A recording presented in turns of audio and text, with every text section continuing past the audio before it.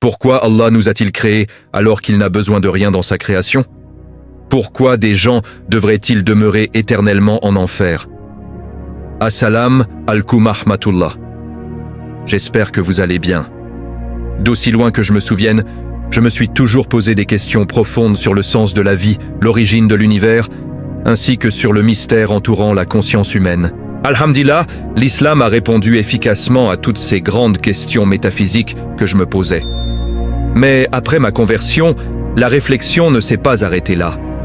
D'autres questions sont apparues, des questions que beaucoup de musulmans se posent sans toujours oser les exprimer. Dans cette première vidéo sur les questions existentielles en islam, je vous propose de commencer par la base, qui est Allah, et quelles sont les réponses aux questions que les musulmans se posent fréquemment au sujet de leur créateur. Qui est Allah? Avant de définir clairement qui est Allah, il convient d'abord de s'intéresser à ce qu'il n'est pas. En effet, contrairement à une idée reçue, Allah n'est pas le Dieu des Arabes en particulier. Il s'agit en réalité du nom propre désignant Dieu dans la langue arabe, le créateur de toute l'humanité sans distinction. Les musulmans n'ont donc jamais inventé un Dieu différent de celui des Juifs et des chrétiens. Il existe certes des divergences quant à la manière de l'adorer, mais nous allons y venir. Si vous ouvrez la Bible en arabe, vous constaterez que le nom Allah est utilisé là où le mot Dieu apparaît dans les versions françaises. Dans la langue arabe, Allah renvoie donc au créateur de l'univers. Il ne s'agit ni d'une invention arabo-musulmane, ni d'une ancienne idole des Quraysh. Malheureusement, la croyance en un Dieu unique est devenue très controversée de nos jours. Les philosophes et un certain nombre de scientifiques, pas tous bien entendu, proposent une vision de Dieu différente de la réalité. Il existe certes des divergences quant à la manière de l'adorer, mais nous allons y venir. Si vous ouvrez la Bible en arabe, vous constaterez que le nom Allah est utilisé là où le mot Dieu apparaît dans les versions françaises. Dans la langue arabe, Allah renvoie donc au créateur de l'univers. Il ne s'agit ni d'une invention arabo-musulmane, ni d'une ancienne idole des Quraysh. Malheureusement, la croyance en un Dieu unique est devenue très controversée de nos jours. Les philosophes et un certain nombre de scientifiques, pas tous bien entendu, proposent une vision de Dieu différente de la réalité. Autrement dit, nous n'avons pas besoin de voir Allah clairement pour admettre son existence, car il y a suffisamment de preuves dans le monde qui nous entoure. Même lorsque le prophète Moïse Moussa alayhi salam avait demandé à voir son Seigneur, cela lui fut refusé en ce monde, comme l'indique le verset « Ô mon Seigneur, montre-toi à moi pour que je te voie ». Il dit « Tu ne me verras pas. Mais regarde le mont, s'il tient à sa place, alors tu me verras. » Mais lorsque son Seigneur se manifesta au mont, il le pulvérisa et Moïse s'effondra foudroyé. Lorsqu'il se fut remis, il dit « Gloire à toi, je me repens et je suis le premier des croyants. » Ainsi, dans le Coran, le Créateur nous enseigne que s'engager sur le bon chemin consiste à réfléchir attentivement au monde qui nous entoure, tout en se rappelant que tout ceci n'est pas le fruit du hasard aveugle. Même si elle regroupe des courants de pensée parfois très différents, la communauté scientifique s'accorde à dire que l'univers est bien trop complexe, tant dans sa structure que dans ses lois pour être le simple produit du hasard. D'où provient l'énergie à l'origine du Big Bang? Comment une quelconque forme de matière aurait-elle pu émerger du néant métaphysique? Comment le monde animal et végétal a-t-il pu voir le jour et se renouveler constamment? Et au-delà de tout cela, d'où provient la conscience humaine? Dans le passé, j'ai déjà répondu à certaines de ces questions à travers des vidéos. Mais je détaillerai cela encore plus en profondeur avec les prochains épisodes. Quoi qu'il en soit, cette réflexion sur la création fait partie des plus grandes adorations par lesquelles on se rapproche de celui qui nous a donné la vie, comme il le dit lui-même dans sa parole. En vérité, dans la création des cieux de la terre et dans l'alternance de la nuit du jour, il y a certes des signes pour les doués d'intelligence qui, debout, assis, couchés sur leur côté, invoquent Allah et méditent sur la création des cieux et de la terre, disant « Notre Seigneur, tu n'as pas créé cela en vain. Gloire à toi, garde-nous du châtiment du feu. »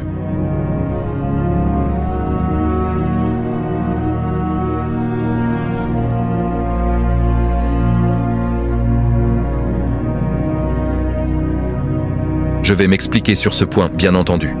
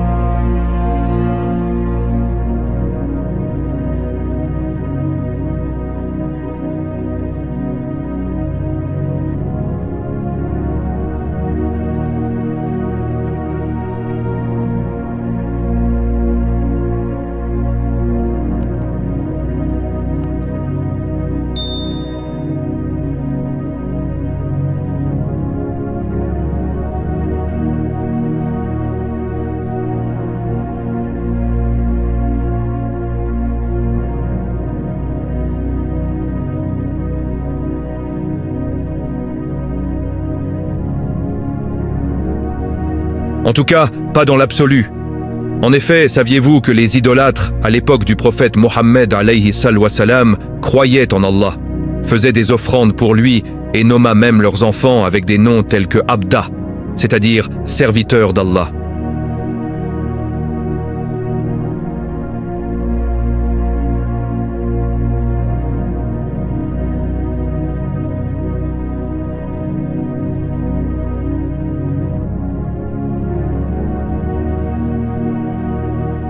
Ou bien même dans Surat Az-Zumar, si tu leur demandais qui a créé les cieux et la terre, ils diraient assurément Allah.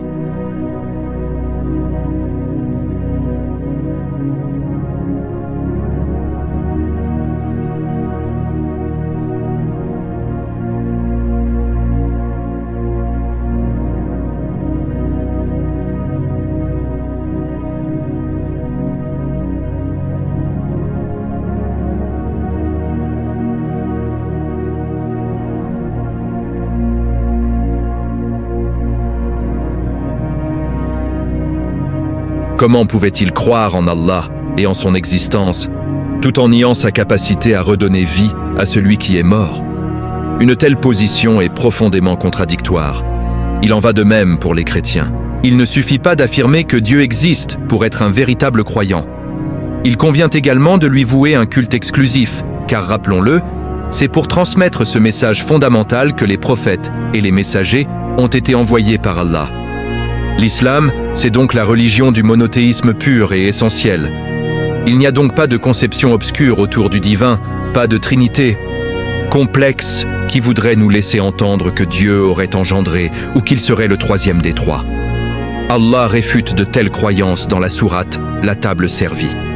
Ce sont certes des mécréants qui disent « En vérité, Allah est le troisième de trois, alors qu'il n'y a de divinité qu'une divinité unique. » C'est dans tout ce chaos idéologique que le prophète Mohammed alayhi salam fut suscité et envoyé pour l'ensemble des gens. La vérité est qu'aucun prophète n'a jamais appelé à adorer autre qu'Allah. Ceci se retrouve d'ailleurs dans l'Ancien Testament, dont le tout premier commandement exhorte à l'adoration exclusive de Dieu seul et sans aucun associé dans son culte. L'adoration d'Allah est en effet le véritable but de la création de l'humanité. Il n'y a aucun doute à ce sujet, et nous n'avons envoyé avant toi aucun messager à qui nous n'ayons révélé point de divinité en dehors de moi. Adorez-moi donc. Ainsi, non seulement nul ne mérite l'adoration en dehors d'Allah, mais nul n'a le droit d'être adoré conjointement avec lui, comme le faisaient les polythéistes arabes. Cette adoration pure et sincère, comprise dans son sens le plus large, englobe tous les aspects du culte. La prière et la demande de secours, la demande de pardon pour les péchés, ainsi que l'accomplissement des bonnes œuvres telles que l'aumône. Tout cela doit être exclusivement voué à Allah.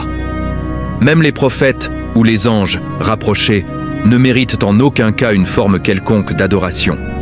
C'est pour cette raison que celui qui accomplit des actes d'adoration afin d'être vu ou entendu par les créatures rend ainsi son adoration caduque.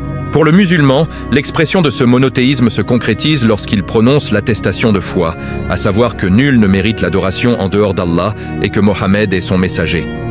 Cependant, même là, si un musulman se montre sincère envers son Créateur, mais prie en cherchant à attirer le regard des autres sur lui à un moment donné dans sa prière, il commet alors un acte de polythéisme mineur qui peut même devenir majeur s'il ne rejette pas cette ostentation dans l'absolu. Vous l'avez compris. L'islam est un retour au monothéisme abrahamique, un retour aux sources. Bien que les législations puissent varier sur le plan juridique selon les époques, le message fondamental a toujours été le même. Le tawhid, le monothéisme pur. Après avoir répondu à la question « Qui est Allah ?», une autre question pourrait nous venir à l'esprit « Pourquoi Allah nous a-t-il créés ?» La réponse se trouve dans sa parole révélée, le Coran. « Je n'ai créé les djinns et les hommes que pour qu'ils m'adorent. » En effet, dans le Coran, Allah nous rappelle à plusieurs reprises que ce n'est pas par jeu au divertissement qu'il a créé les cieux et la terre.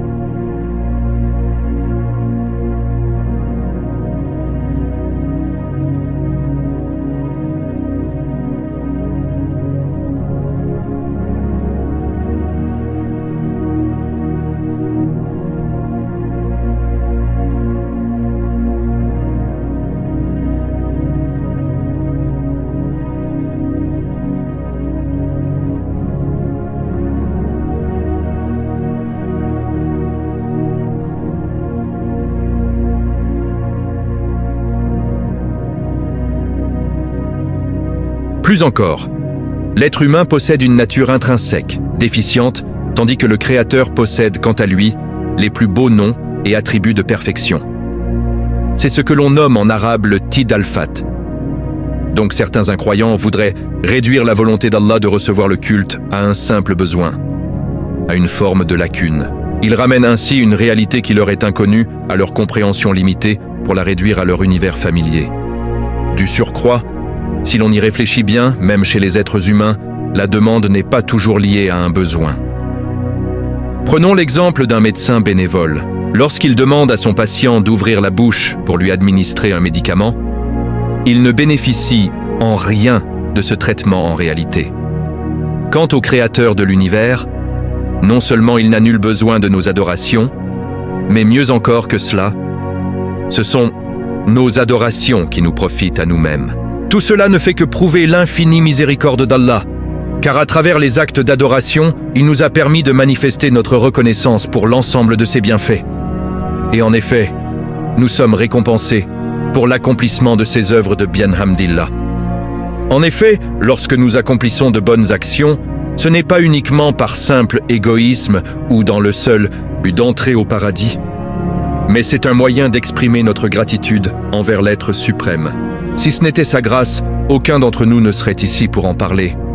Assis sur sa chaise à écouter cette vidéo, nous n'existerions même pas. Voir le visage de sa mère, une petite promenade en forêt ou rien que le simple fait de savoir que nous sommes en vie, que nous existons, que nous sommes conscients, rien de ceci n'aurait été possible sans le Créateur. Nos bonnes actions, c'est pour nous que nous les faisons. Et Allah nous dit dans sa parole, « Et quiconque se purifie ne se purifie que pour lui-même, et vers Allah est la destination. » L'adoration est donc un moyen d'exprimer notre amour et toute notre reconnaissance envers celui qui nous a créés, et qui promet la félicité éternelle en échange d'un moindre effort. Car finalement, peu importe le nombre de nos adorations, et même si nous passions le plus clair de notre temps à glorifier Allah à chaque instant, jamais nous ne pourrons être assez reconnaissants pour tout ce qu'il nous a accordé. Et c'est pour ceci qu'il nous dit, « Et si vous comptez les bienfaits d'Allah, vous ne saurez pas les dénombrer. » Donc, si l'on vous pose la question, « Pourquoi Allah a-t-il créé ?» Vous pouvez répondre simplement en disant que c'est dans la logique des choses.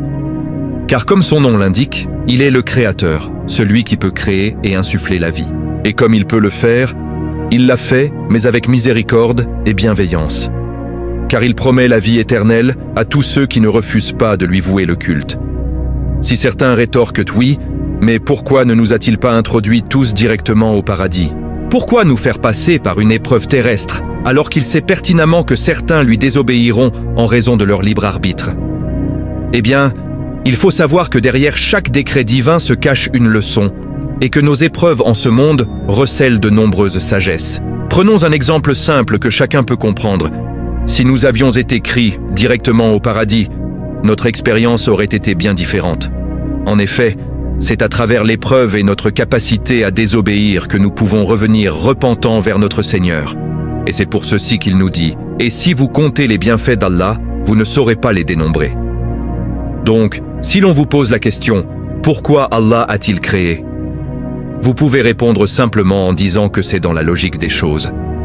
Car comme son nom l'indique, il est le Créateur, celui qui peut créer et insuffler la vie. Et comme il peut le faire, il l'a fait, mais avec miséricorde et bienveillance. Car il promet la vie éternelle à tous ceux qui ne refusent pas de lui vouer le culte. Si certains rétorquent oui, mais pourquoi ne nous a-t-il pas introduits tous directement au paradis? Pourquoi nous faire passer par une épreuve terrestre, alors qu'il sait pertinemment que certains lui désobéiront en raison de leur libre arbitre? Eh bien, il faut savoir que derrière chaque décret divin se cache une leçon, et que nos épreuves en ce monde recèlent de nombreuses sagesses. Prenons un exemple simple que chacun peut comprendre. Si nous avions été pris directement au paradis, notre expérience aurait été bien différente. En effet, c'est à travers l'épreuve et notre capacité à désobéir que nous pouvons revenir repentants vers notre Seigneur. Ce n'est pas Allah qui est inique. C'est l'homme qui refuse de respecter les règles qu'il a fixées par arrogance ou par manque de conviction et de recherche sur le but de son existence. Allah nous dit dans la sourate, « Les croyants, pensiez-vous que nous vous avions créé sans but et que vous ne seriez pas ramenés vers nous ?»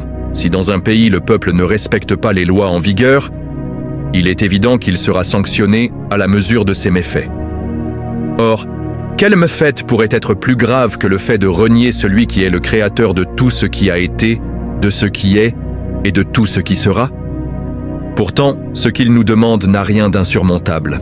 5 prières quotidiennes au minimum, ainsi que d'autres préceptes en réalité très simples à accomplir et qui nous apportent sérénité et bonheur au quotidien.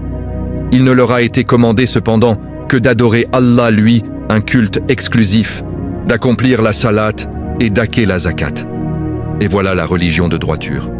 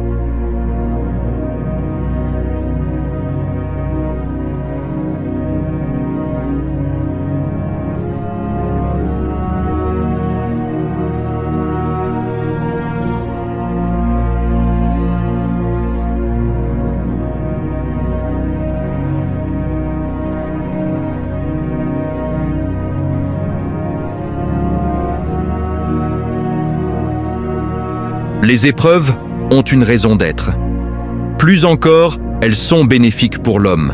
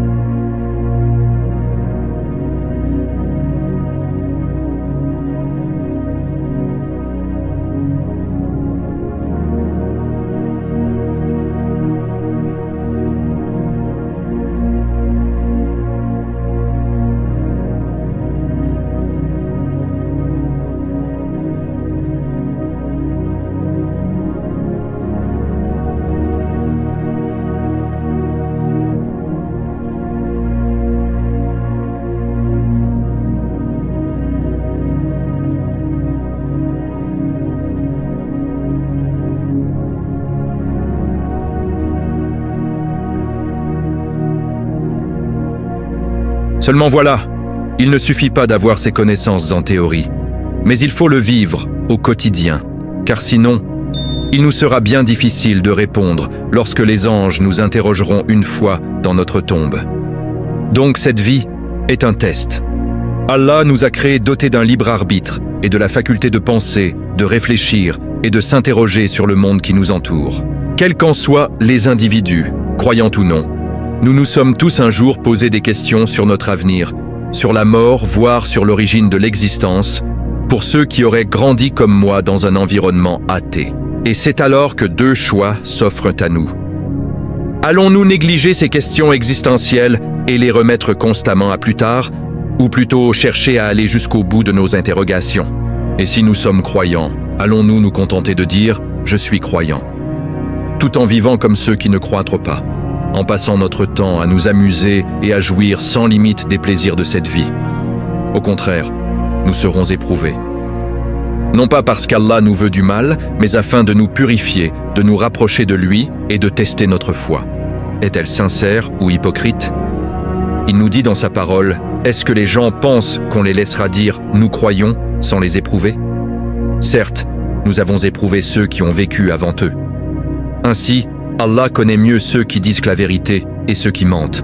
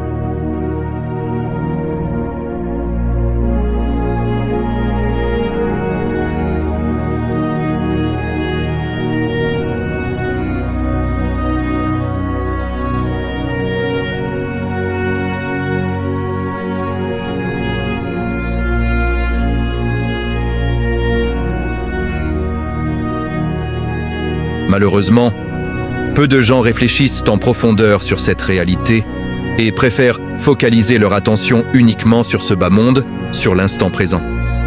Mais vous préférez plutôt la vie présente alors que l'au-delà est meilleur et plus durable. La difficulté de cette vie et toutes ces épreuves sont un excellent moyen de tester la foi des serviteurs d'Allah, de leur rappeler que le vrai bonheur ne réside pas en ce monde, cette dunya, mais plutôt que le véritable but de notre existence se trouve dans l'adoration exclusive d'Allah. Néanmoins, il est évident que l'on pourrait tout de même se poser la question de l'origine du mal. Si Allah a tout créé jusqu'à la plus petite parcelle de matière imperceptible, pourquoi il crée le libre arbitre tout en sachant les répercussions que cela pourrait engendrer sur la terre? Les guerres, la méchanceté gratuite, l'existence du diable. En vérité, en islam, les savants s'accordent à dire que l'on n'attribue pas le mal à Allah. Notre croyance, c'est plutôt de dire que le mal découle essentiellement d'une mauvaise utilisation de notre libre choix. Si certains se questionnent sur l'utilité de ce libre arbitre, rappelons que certaines créatures en sont dépourvues à l'instar des anges. Mais l'être humain de son côté est testé sur terre, comme nous l'avons vu précédemment. Mais ce n'est pas parce qu'Allah a permis l'existence du mal au sein de sa création qu'il l'agrée en lui-même. Si l'être humain utilise à bon escient son libre arbitre, il sera récompensé par Allah. Mais s'il désobéit, il sera châtié, ce qui est tout à fait logique. Car sinon, l'enfer et le paradis n'auraient aucun sens. En effet, si nous étions contraints dans l'absolu dans nos actions à l'image de marionnettes sans âme, alors au jour de la résurrection, nous pourrions certainement nous défendre en disant « Mais nous n'avions pas le choix dans nos actions ». Or, nous savons en islam que le déterminisme du monde ne contredit pas la dimension de libre arbitre dont l'homme est doté. Prenez ceci comme la pellicule d'un film. Vu de l'extérieur, toutes les scènes existent déjà. Mais vu de l'intérieur, chaque personnage joue son rôle et agit librement en prenant ses propres décisions. Comme le disaient certains érudits anciens tels que Ibn Qayyim, l'homme a été créé avec la capacité de choisir, et il possède à la fois des désirs et une raison. S'il oriente son âme vers raison et l'adoration d'Allah, il devient alors plus méritant que les anges. Car les anges possèdent la raison, mais sont dépourvus de désirs. En revanche, si l'homme préfère suivre ses désirs primaires et la désobéissance, il devient pire qu'une bête sauvage. Car les animaux ont certes des désirs, mais sont dénués de toute raison. Mais fermons cette petite parenthèse sur le libre arbitre et revenons-en à l'origine du mal et de la souffrance. Certains pourraient dire en effet, vous dites que le bien et le mal sont reliés à une sagesse concernant l'humanité, mais qu'en serait-il des animaux? Pourquoi ces êtres dénués de raison sont-ils exposés à la maladie et à la souffrance? J'en avais déjà parlé, mais il faut toujours se rappeler que toute souffrance au sein de la création n'est pas arbitraire. Souvent, c'est que nous n'avons pas une vision globale des événements, une vue d'ensemble sur l'univers, qui nous permettrait de tout comprendre et d'appréhender toutes les sagesses qui découlent de tel ou tel événement. Par exemple, la souffrance d'un chat qui éprouve la faim le pousse à partir en quête de nourriture. De même, un animal blessé en ressentant sa douleur reste en alerte, et s'il ne ressentait nullement cette douleur, il pourrait s'auto-blesser sans même s'en rendre compte. Dans ce contexte, la douleur est un moyen de préserver la vie. En réalité, dans cette vie, chaque phénomène appartient à un agencement parfait, qui évolue dans le cadre d'une logique qui lui est propre. Parfois, ce que l'on considère comme un mal dans notre vie peut s'avérer, en réalité, être quelque chose de bénéfique, même si nous ne le comprenons pas immédiatement. Mais il se peut aussi que nous aimions une chose alors qu'un mal se cache derrière celle-ci, comme Allah nous le dit dans la sourate Al-Baqarah. Or, il se peut que vous ayez de l'aversion pour une chose alors qu'elle vous est un bien. Il se peut que vous aimiez une chose alors qu'elle vous est mauvaise. C'est Allah qui sait alors que vous ne savez pas. Lorsqu'un adulte donne un médicament qui n'a pas bon goût à son enfant, il sait que c'est un bien pour lui, même si l'enfant ne le comprend pas directement. Il a surtout l'impression que son père veut l'empoisonner. Eh bien, c'est la même chose en ce monde. Notre compréhension des choses est limitée. Et nous ne pouvons pas toujours déceler les sagesses qui se cachent derrière tous les événements. Mais cela signifie-t-il que ces dites sagesses n'existent pas? Bien entendu. Et c'est pour cela que souvent dans le Coran, Allah nous invite à rester humbles et à reconnaître que sa connaissance est pure et parfaite, à contrario de la nôtre, qui par essence demeure profondément limité. Tout dans les noms et attributs d'Allah renvoie à la perfection de sa connaissance, de sa miséricorde et de sa justice. C'est pour cette raison que souvent, lorsque je dialogue avec des frères convertis, voire même avec des musulmans nés dans une famille musulmane, j'ai souvent entendu un questionnement qui mérite réflexion. En effet, j'ai déjà entendu « Oui, mais moi, je suis né avec des parents musulmans ». Mais qu'en est-il des autres qui ont grandi dans des familles athées ou chrétiennes? L'enfer éternel, n'est-ce pas? Un peu injuste pour eux? La première chose à savoir, c'est qu'en effet, l'islam nous enseigne qu'après la venue du prophète Mohammed alayhi salatu wam, la seule législation acceptée par Allah, c'est l'islam, le suivi du Coran. Allah nous rappelle clairement dans plusieurs versets qu'aujourd'hui, il n'y a qu'une seule voie d'accès au paradis, comme dans le verset, et quiconque désire une religion autre que l'islam ne sera point agréé, et il sera dans l'au-delà parmi les perdants. On rapporte même du prophète alayhi salam qu'il a dit dans un hadith rapporté par Muslim que quiconque meurt sans croire en ce qui lui a été révélé trouvera sa place parmi les gens de l'enfer. À cet effet, les savants s'accordent à dire que si une personne n'a pas reçu le message de l'islam, c'est-à-dire qu'elle n'a jamais entendu parler du prophète Mohammed alayhi salam, elle bénéficiera alors d'un test spécifique au jour de la résurrection. Allah éprouvera alors leur servitude afin de juger s'ils méritent ou non d'entrer au paradis.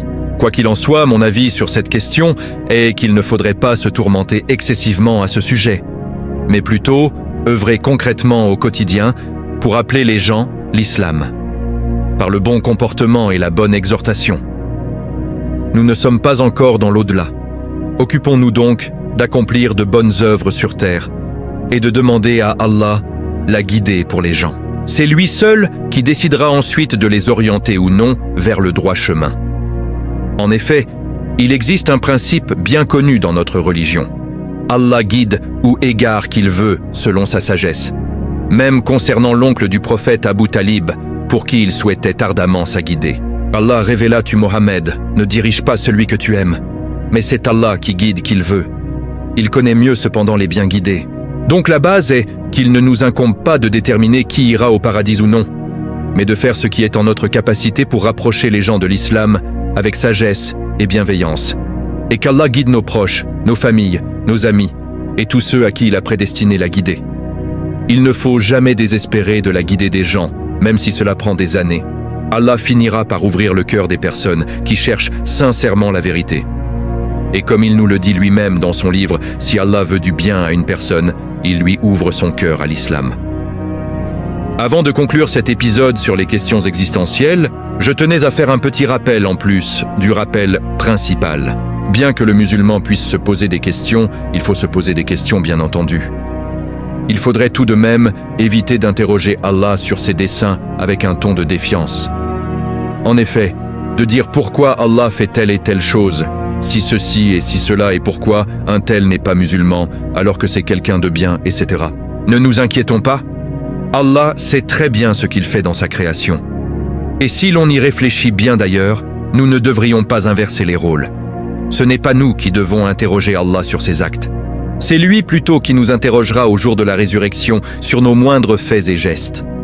Allah nous dit en ce sens, il n'est pas interrogé sur ce qu'il fait, mais ce sont eux qui devront rendre compte de leurs actes. En définitive, il n'y a pas de mal à poser des questions si l'objectif est de chercher à comprendre notre religion, mais jamais dans l'intention de défier notre Créateur ou de suggérer une sorte de réprobation sur ce qu'Allah fait ou ne fait pas.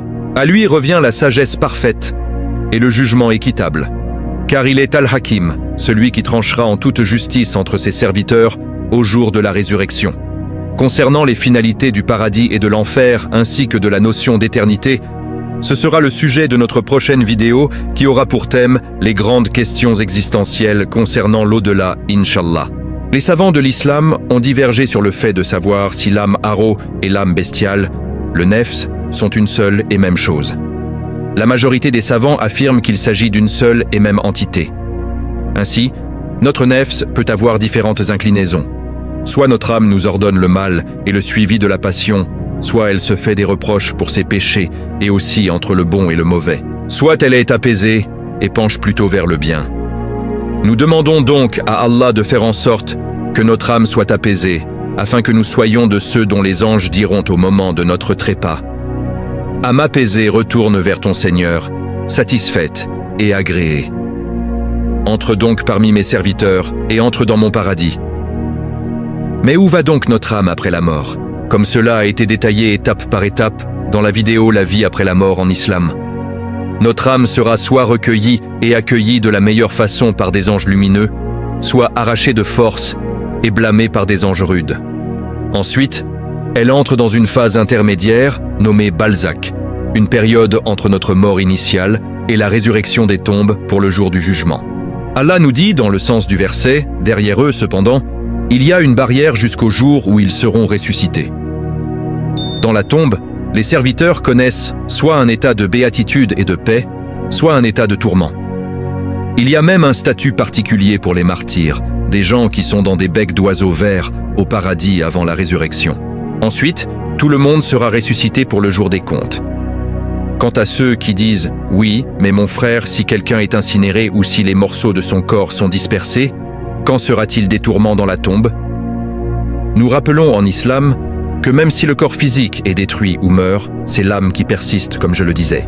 Donc personne ne peut échapper au châtiment en se disant « Tiens, je vais me faire incinérer ou disperser les morceaux de mon corps aux quatre coins du monde. » Cela est du bon sens, mais je préfère le préciser. En islam, le musulman a pour croyance que deux anges questionneront l'âme du défunt dans la tombe Munkar et Nakir. Ceux qui auront vécu sur l'islam pourront répondre favorablement à ces questions et ne seront pas inquiétés. Au contraire, ils recevront la bonne nouvelle du paradis et le temps qui les sépare du jugement sera pour eux allégé. Mais ceux qui auront été injustes envers eux-mêmes, non seulement ils ne pourront pas répondre aux questions des anges « Qui est Allah ? Qui est ton prophète ? Et quelle est ta religion ?» mais en plus, ils seront châtisés dans leur tombe, comme c'est d'ailleurs le cas de Pharaon et de ses suiveurs. Comme Allah nous le dit dans sa parole, le feu auquel ils sont exposés matin et soir, et le jour où l'heure arrivera, il sera dit « Faites entrer les gens de Pharaon au plus dur ». Kathir et les savants de l'islam se basent sur ce verset pour rappeler que l'existence du châtiment de la tombe n'est pas un mythe, contrairement à ce que disent certaines personnes. Et en effet, ce verset semble clair, le feu auquel ils sont exposés matin et soir, et ceci prouve qu'à l'heure où nous parlons, Pharaon, Firoun et ses partisans sont déjà exposés à des tourments. Puis vient juste après la succession temporelle, et le jour où l'heure arrivera, fait entrer Pharaon et les siens au plus dur du châtiment. De surcroît, il y a beaucoup de hadiths qui prouvent sans l'ombre d'un doute la réalité du châtiment de la tombe. D'ailleurs, chaque musulman qui suit le Coran et la Sunna cherche protection auprès d'Allah contre 4 choses après son 2e tahahhud, avant même les salutations finales de la prière.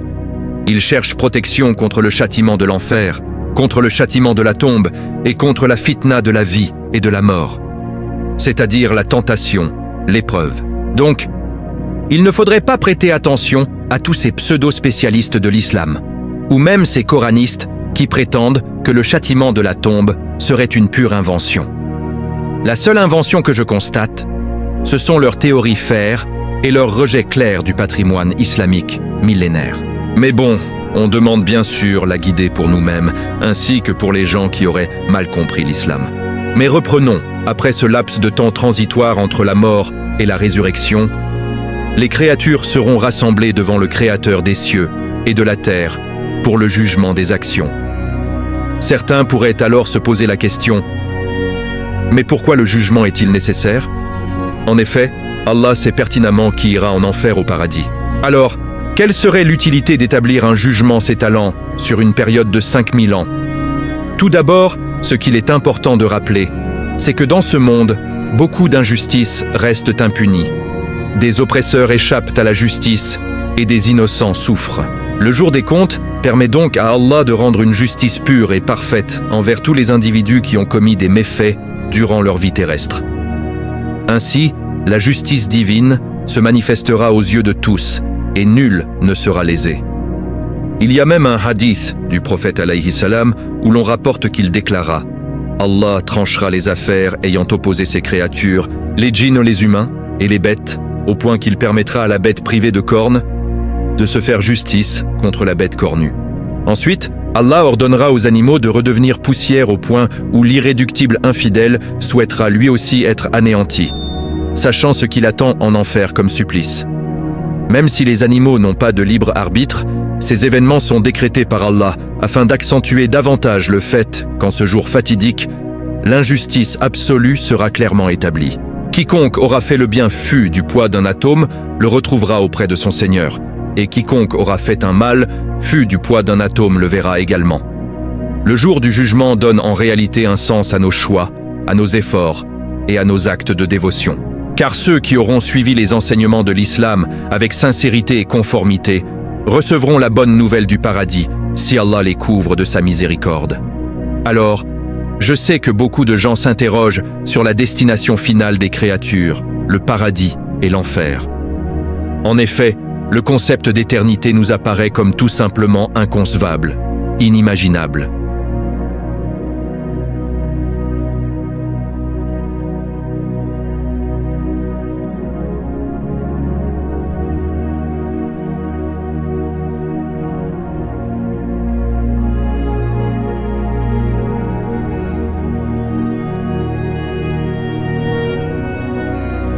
Le but de notre existence, c'est de rechercher la vérité et de se conformer aux enseignements révélés par notre Créateur. Prenons un petit exemple. Imaginez-vous en train de faire un rêve. Dans ce songe, vous apparaissez subitement dans un train. La première question qui devrait vous venir à l'esprit, c'est qu'est-ce que je fais dans ce train? Et quelle pourrait bien être sa destination?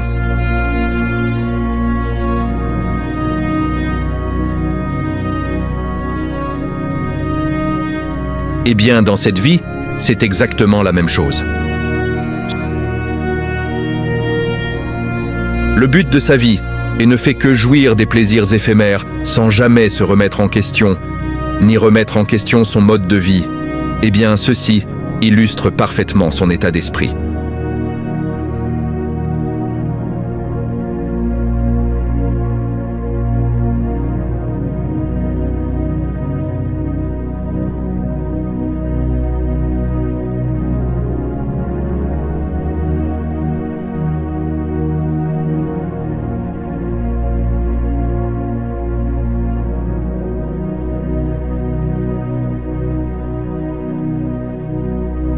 Autrement dit, certains pensent qu'un supplice éternel ne serait pas équitable pour une personne qui a désobéi à Allah pendant seulement 60 ou 70 ans.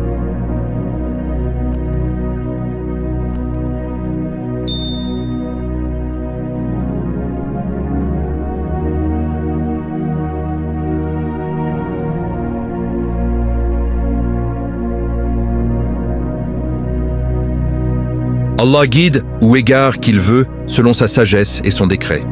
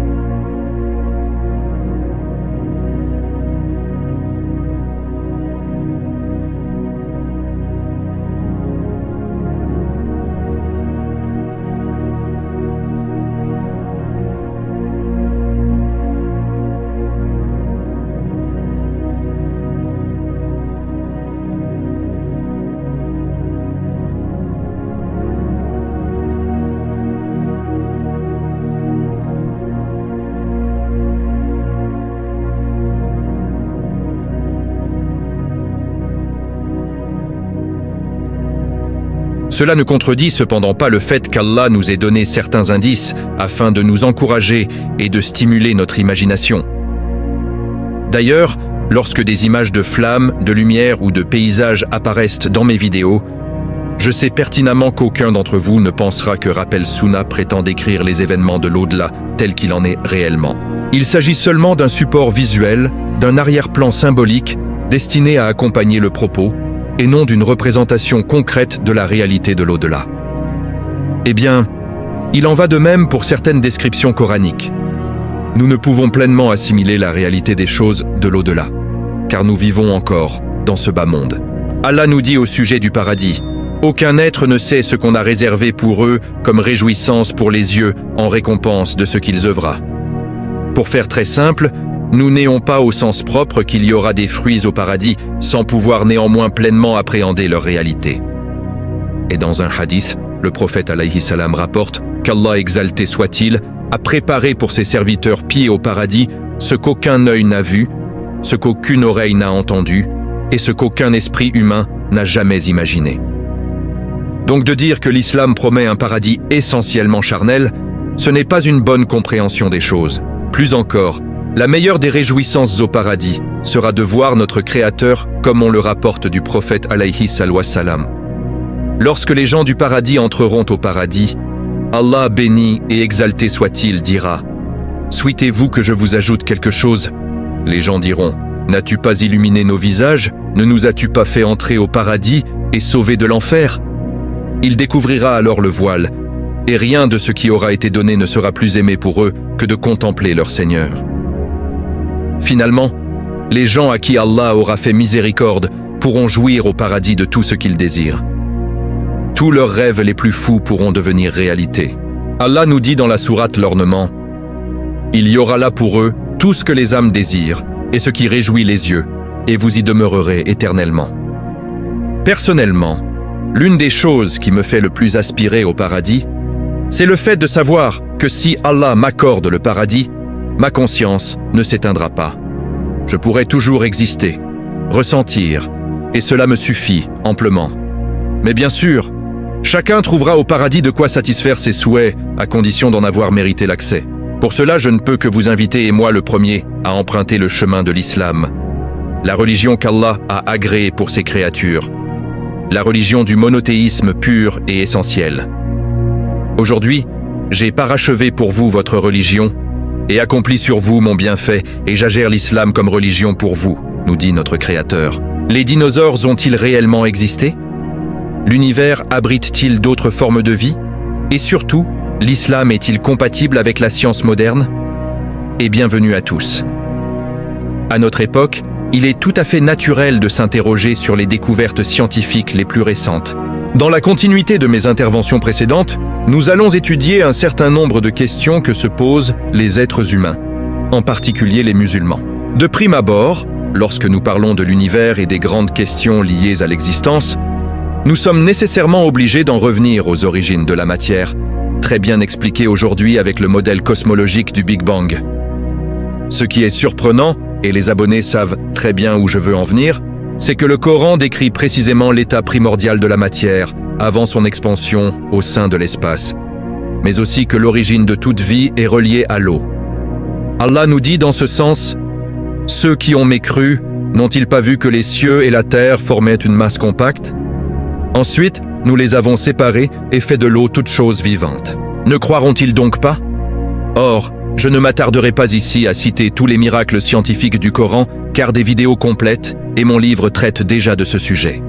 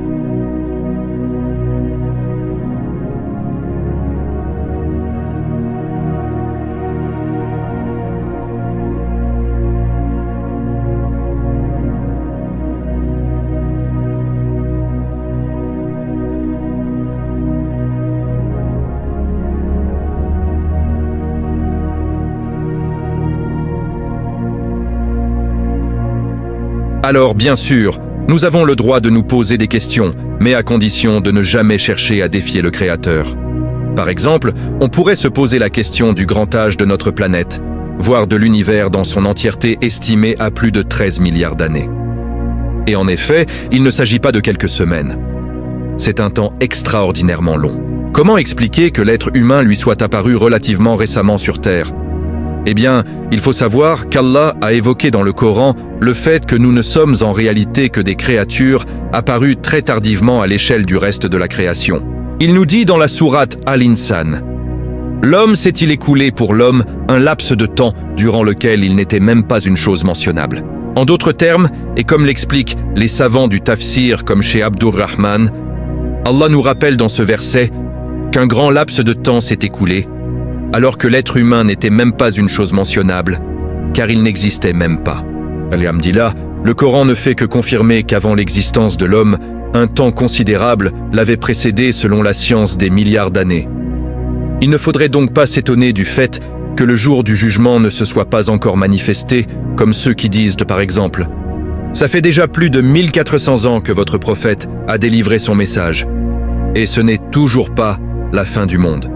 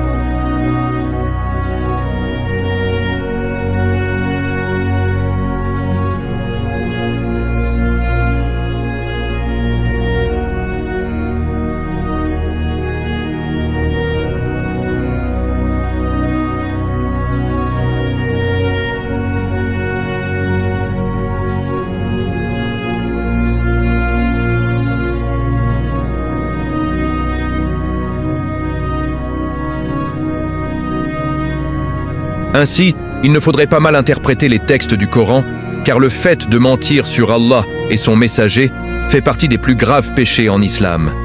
J'ai même entendu quelqu'un un jour qui disait que la terre était platesmane de kafir, parce que je dis que la terre est sphérique, alors qu'aucun savant n'a dit le contraire. Et je dis à ces gens-là qu'ils craignent Allah, car le prophète alayhi salam nous a enseigné que celui qui dit à son frère « toi mécréant » et qu'il ne l'est pas, l'accusation retourne sur lui s'il ment, et qu'Allah nous préserve de ces gens qui font de l'excommunication. Lorsqu'un musulman se pose une question sur sa religion et qu'il n'a pas les connaissances nécessaires pour y répondre, il doit avant toute chose se tourner vers les savants en religion connus pour leur science et leur religiosité. Même si les savants ne sont pas infaillibles dans leurs réponses, nous ne devons jamais déprécier tous les efforts qu'ils ont fournis pour la cause d'Allah. Et comme Allah nous le dit lui-même très clairement dans sa parole, parmi ses serviteurs, seuls les savants craignent Allah. En parlant des savants de l'islam, que répondent-ils à ces gens qui avancent que le Coran affirmerait que la terre serait actuellement posée sur le dos d'une énorme baleine? En effet, dans certains récits provenant souvent de sources israélites, les Israéliates, Allah aurait créé une baleine gigantesque qui porte la terre. Et dans la mythologie arabe, cette baleine se nomme Bahamut, un dérivé d'ailleurs du nom Bémos qui est connu dans la Bible. Donc non, Bahamut n'est pas un dragon. D'ailleurs, sur l'image qui apparaît, vous pouvez apercevoir le poisson Bahamut portant un taureau géant au-dessus duquel un ange porte la terre. Donc, a priori, tout cela ne nous concerne pas et n'a rien à voir avec l'islam en tant que religion. Néanmoins, certains érudits musulmans auraient dit que le verset Noun par la plume et ce qu'ils écrivent ferait peut-être allusion à cette baleine. Noun serait en réalité le nom d'une baleine qui soutient la planète Terre. Or, nous savons que de tout temps, les savants ont parfois émis des avis divergents. Il est donc possible que certains se soient trompés en se basant sur des récits faibles, voire inventés. D'ailleurs, il est bien établi en islam que les récits israélites ne peuvent être pris comme référence, surtout en matière de croyance. En effet, ce ne sont pas des hadiths, mais de simples paroles rapportées, souvent sans chaîne de transmission fiable et donc sans autorité religieuse. De surcroît, l'avis le plus probant concernant Noun est qu'il s'agit tout simplement d'une lettre isolée, comme c'est également le cas au début de la sourate Al-Baqarah avec Alif Lam Mim. C'est d'ailleurs ce que l'on peut lire dans le tafsir d'Ibn Kathir. Je prends donc mon exemplaire en français. Noun par la plume est ce que les hommes écrivent. Ibn Kathir commente en disant « Nous avons déjà traité des lettres de l'alphabet au début de la sourate Al-Baqarah. Allah mentionne la lettre Noun comme il mentionne en d'autres endroits les lettres Sadf et d'autres encore. Nous avons abordé la question de manière suffisante, ce qui nous dispense de le répéter. Donc, il n'est nullement fait mention d'une quelconque baleine, ce qui démontre que ce n'est pas l'avis retenu par Ibn Kathir. Le muhaddith contemporain Shir al-Bani a même déclaré que ce récit a été fabriqué de toutes pièces. La terre est posée sur l'eau sur un rocher et le rocher sur le dos d'une baleine. Comme je le disais, il n'y a donc rien dans les textes islamiques, ni même un hadith fiable, qui viendrait appuyer cette théorie de la baleine. Après avoir réfuté les idées reçues et les mythes que l'on attribue parfois à notre religion, on pourrait se poser la question de la grandeur de l'univers. En effet, lorsque l'on évoque l'univers, chacun peut constater que son immensité dépasse l'entendement, tant distances qui le composent sont vertigineuses. Ainsi, on pourrait se poser la question: sommes-nous vraiment seuls dans l'univers? Y aurait-il d'autres formes de vie extraterrestres au sein de la création? À ma connaissance, il semble que rien ne contredise cette thèse, mais que rien non plus ne tende à la confirmer. Certains savants musulmans ont tout de même envisagé qu'il y aurait de la vie sur d'autres planètes, comme l'imam Alous, qui considère une parole attribuée à Ibn Abbas authentique au sujet des septères. La parole est en fait un commentaire au verset 12 de la sourate 65. Allah est celui qui a créé ces cieux et comme terre ce qui est semblable à ces cieux. Ce qui signifie, selon Ibn Abbas, c'est-à-dire qu'il y a 7 terres sur chaque terre. Il y a un Adam comme votre Adam, un Noé comme votre Noé, un Abraham comme votre Abraham, un Jésus comme votre Jésus et un prophète Mohammed comme votre Mohammed. Cette parole est authentifiée par certains savants comme Al-Hakim Abi et rejetée par d'autres. L'imam Alous, de son côté, explique qu'entre chacune des septères, il y aurait une grande distance avec une lumière qui les éclaire, sans qu'il ne soit résolu que celle-ci émane de notre Soleil, c'est-à-dire celui de notre système solaire. D'autres savants considèrent que les 7 terres font plutôt allusion à 7 couches non séparées les unes des autres, et à Allah revient la connaissance pure et parfaite. Personnellement, il m'importe peu de savoir s'il y a ou non de la vie ailleurs dans l'espace. Mais si un jour la science venait à confirmer une existence extraterrestre, cela ne devrait nullement remettre en cause nos convictions religieuses. Surtout que nous savons qu'Allah est omnipotent et qu'il est capable de toutes choses. Il nous dit dans sa parole parmi ses preuves « et la création des cieux et de la terre et des êtres vivants qu'il y a disséminés. » Il a en outre le pouvoir de les réunir quand il voudra.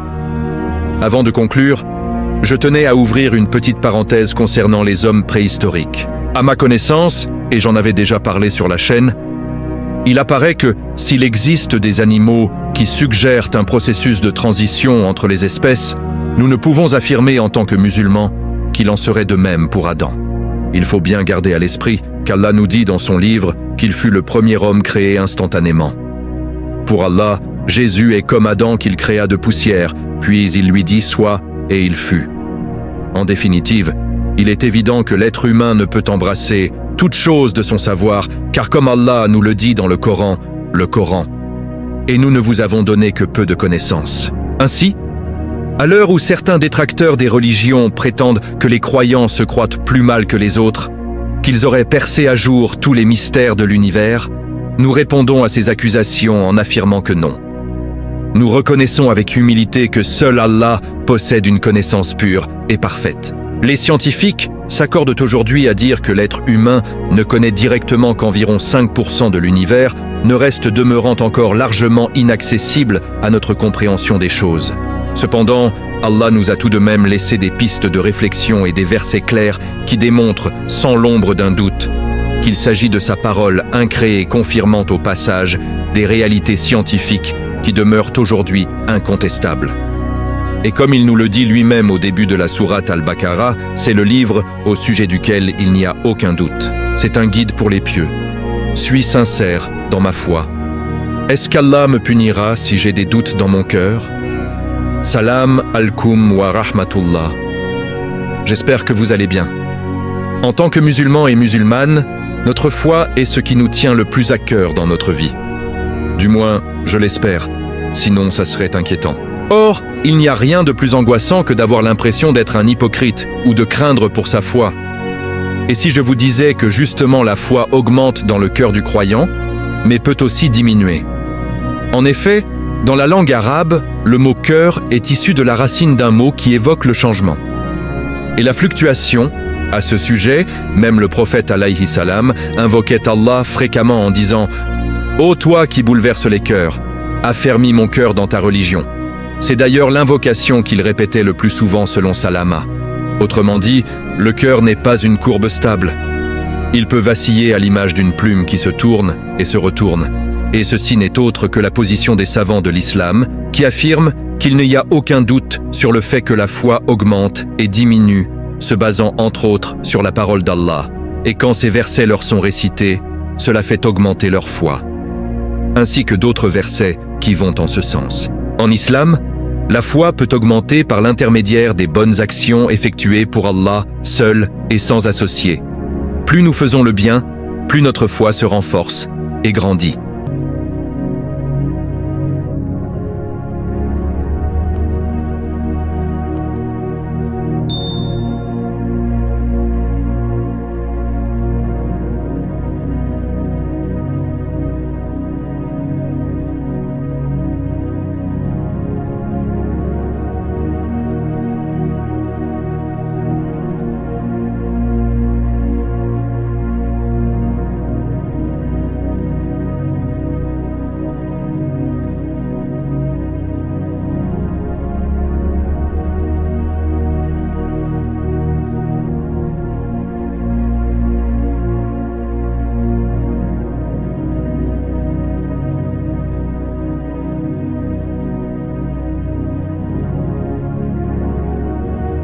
À ce sujet, même le prophète alayhi salam invoquait Allah fréquemment en disant « Ô toi qui bouleverses les cœurs, affermis mon cœur dans ta religion ».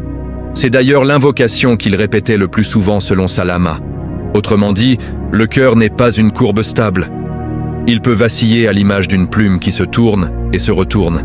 Et ceci n'est autre que la position des savants de l'islam qui affirment qu'il n'y a aucun doute sur le fait que la foi augmente et diminue, se basant entre autres sur la parole d'Allah.